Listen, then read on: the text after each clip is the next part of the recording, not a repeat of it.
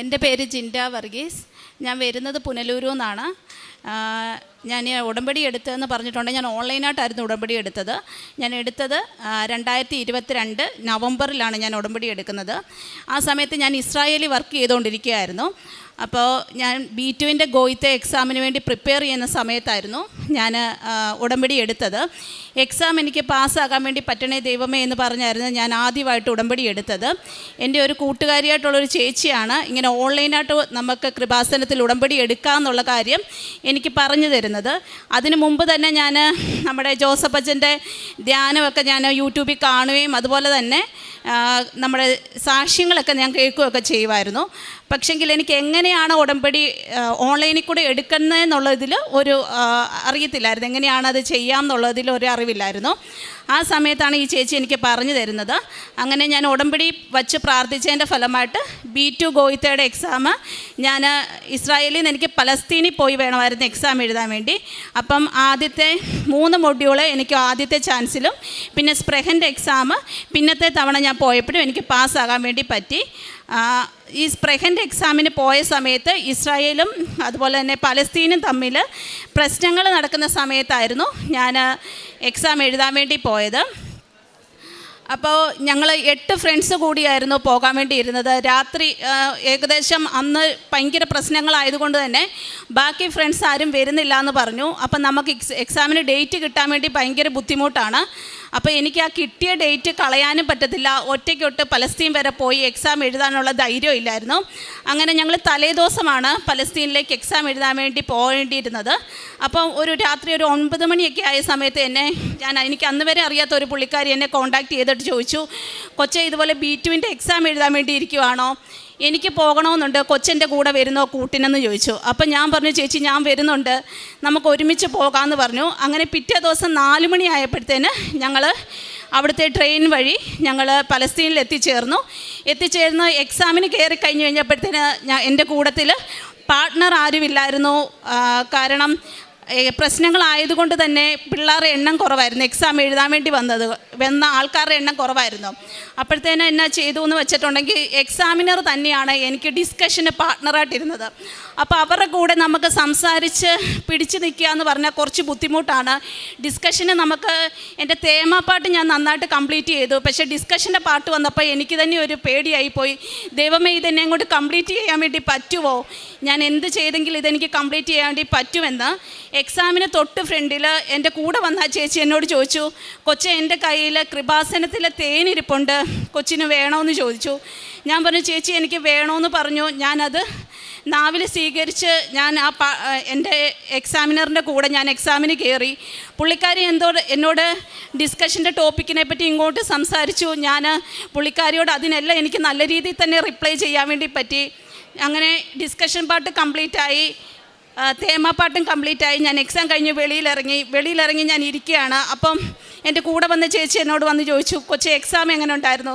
ഞാൻ പറഞ്ഞു, ചേച്ചി ഞാൻ എന്തൊക്കെയോ പറഞ്ഞിട്ടുണ്ട്, പക്ഷേ എന്താണ് പറഞ്ഞതെന്ന് ഞാൻ ഓർക്കുന്നില്ല, ഇന്ന ടോപ്പിക്കായിരുന്നു വന്നത്. അപ്പോൾ ഈ ചേച്ചിയുടെ എക്സാം ചേച്ചിക്ക് ബാക്കിയുള്ള മൊഡ്യൂൾസ് കൂടി ഉള്ളത് കാരണം ചേച്ചി അതിനു വേണ്ടി വെയിറ്റ് ചെയ്യേണ്ട സമയം ഉണ്ടായിരുന്നു. കുറച്ച് നേരം കൂടെ ചേച്ചിക്ക് കൂടുതൽ സമയം എടുക്കും എക്സാം കഴിയാൻ വേണ്ടി. അപ്പം ഞാൻ വെളിയിലിറങ്ങി, ഞാനൊരു 10 മിനിറ്റ് വെളിയിലിരുന്നപ്പോഴത്തേന് ആ എക്സാമിനർ പെയ്യെ നടന്ന് എൻ്റെ അടുത്തേക്ക് വരുന്നു. ആ പുള്ളിക്കാരി എൻ്റെ അടുത്തേക്ക് വന്നപ്പോഴത്തേന് ഞാൻ എഴുന്നേറ്റ് നിന്നു.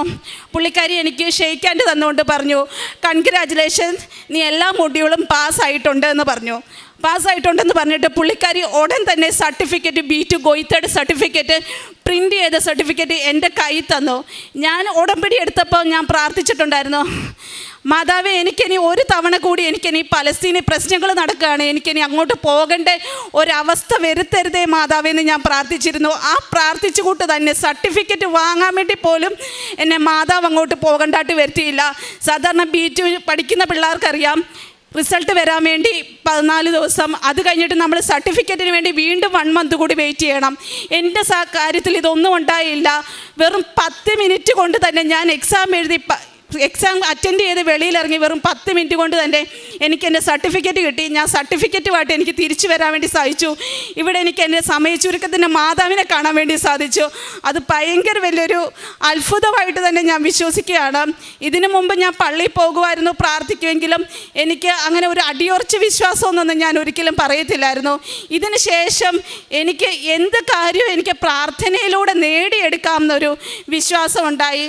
അതുപോലെ തന്നെ ഞങ്ങൾക്കൊരു വണ്ടി വാങ്ങണമെന്ന് പറഞ്ഞ് ഞാൻ പ്രാർത്ഥിച്ചിട്ടുണ്ടായിരുന്നു. അപ്പം ഞങ്ങൾ ആഗ്രഹിച്ചതിൻ്റെ ഇരട്ടി വിലയുള്ളൊരു വണ്ടിയാണ് ഞങ്ങൾക്ക് വാങ്ങാൻ വേണ്ടി മാതാവ് ഞങ്ങളെ സഹായിച്ചത്. അങ്ങനെ എല്ലാ കാര്യങ്ങളിലും മാതാവ് ഇന്നത്തോളം ഞങ്ങളുടെ കൂടെ നിന്നിട്ടുണ്ട്. ഞാൻ കാരുണ്യ പ്രവർത്തികളായിട്ട് ചെയ്തതെന്ന് പറഞ്ഞിട്ടുണ്ടെങ്കിൽ, ഞാൻ ഇസ്രായേലിൽ വർക്ക് ചെയ്തുകൊണ്ടിരുന്ന സമയത്ത് നമുക്കങ്ങനെ അവിടെ പാവങ്ങളെ സഹായിക്കാനുള്ള വലിയ ഓപ്ഷനുകളൊന്നുമില്ല. പാവങ്ങളെ സഹായിക്കാമെന്ന് വെച്ചിട്ടുണ്ടെങ്കിൽ തന്നെ അവിടെ വഴി കിടക്കുന്നവരെന്നൊക്കെ പറഞ്ഞാൽ അവർ ഡ്രഗ്സിനും അങ്ങനെയുള്ള കാര്യങ്ങൾക്കൊക്കെ അടിമകളായിരിക്കും. അപ്പോൾ നമുക്ക് അവർക്ക് പൈസ കൊടുത്ത് നമുക്ക് അവരെ ഒരിക്കലും സഹായിക്കാൻ വേണ്ടി പറ്റത്തില്ല. അപ്പോൾ ഇസ്രായേൽ പലസ്തീൻ യുദ്ധത്തിൻ്റെ സമയത്ത് ഇങ്ങനെ ഞാൻ അറിയുകയുണ്ടായി, അവിടുത്തെ പട്ടാളക്കാർക്ക് ഫുഡ് ഫ്രൈഡേ സാറ്റർഡേയ്സിൽ ഫുഡ് നമുക്ക് കൊടുക്കാൻ വേണ്ടി പറ്റുമെന്ന്. അങ്ങനെ ആ വെള്ളിയാഴ്ച മുതൽ ഞാൻ എല്ലാ വെള്ളിയാഴ്ച ശനിയാഴ്ചകളിൽ അവിടെ ഒരു റെസ്റ്റോറൻറ്റും പ്രവർത്തിക്കത്തില്ല. അപ്പോൾ ആ വെള്ളിയാഴ്ച ശനിയാഴ്ചകളിൽ മുതൽ ഞാൻ എല്ലാ വെള്ളിയാഴ്ചയും എന്നെ കഴിയാവുന്ന രീതിയിൽ ബോക്സസിലാക്കി ഫുഡ് ഞാൻ അവർക്ക് കൊണ്ട് കൊടുക്കുമായിരുന്നു.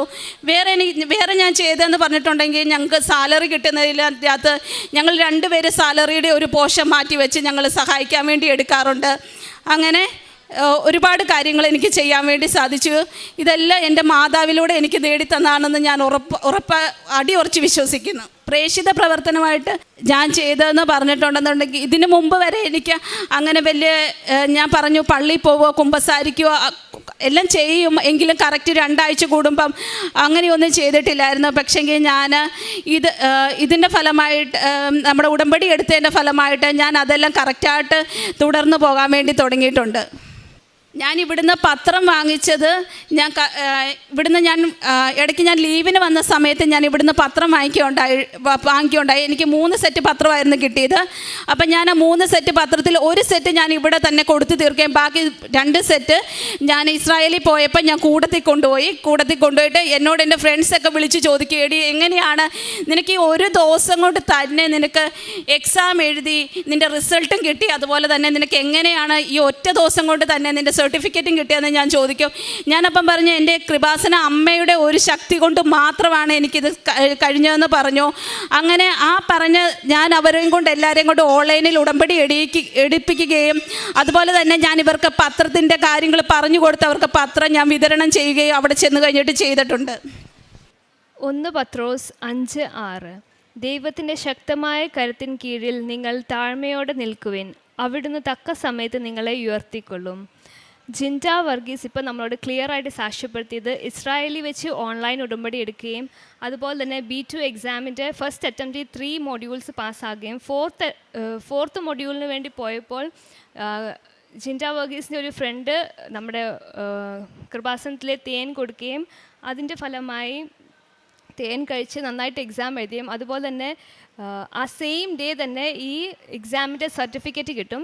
ഇപ്പം നമ്മളോട് സാക്ഷ്യപ്പെടുത്തിയത് 1 മാസം കൊണ്ട് കിട്ടേണ്ട സർട്ടിഫിക്കറ്റ് ആ ഒരേ ദിവസം കൊണ്ട് കിട്ടി. അത് കൃപാസന മാതാവിൻ്റെ ഒരു സമയച്ചുരുക്കത്തിൻ്റെ സാക്ഷ്യമാണ്. പരിശുദ്ധ അമ്മ ഈ കുടുംബത്തെ അമ്മയുടെ അൾത്താരയിൽ പ്രത്യക്ഷീകരണത്തെ സാക്ഷ്യം ഉയർത്തിയതിന് നമുക്ക് ഈശോയ്ക്കും മാതാവിനും നന്ദി പറയാം. അത്യപൂർവ ദൈവാനുഭവങ്ങൾ ഇനി നിങ്ങൾക്കും സ്വന്തം. ഈ യൂട്യൂബ് ചാനൽ ഇതുവരെ സബ്സ്ക്രൈബ് ചെയ്തിട്ടില്ലെങ്കിൽ ഇപ്പോൾ തന്നെ സബ്സ്ക്രൈബ് ചെയ്യുക. ഈ വീഡിയോ ഇപ്പോൾ തന്നെ നിങ്ങളുടെ സുഹൃത്തുക്കൾക്ക് ഷെയർ ചെയ്തുകൊണ്ട് കർത്താവിൻ്റെ പ്രേക്ഷിതരാകുക.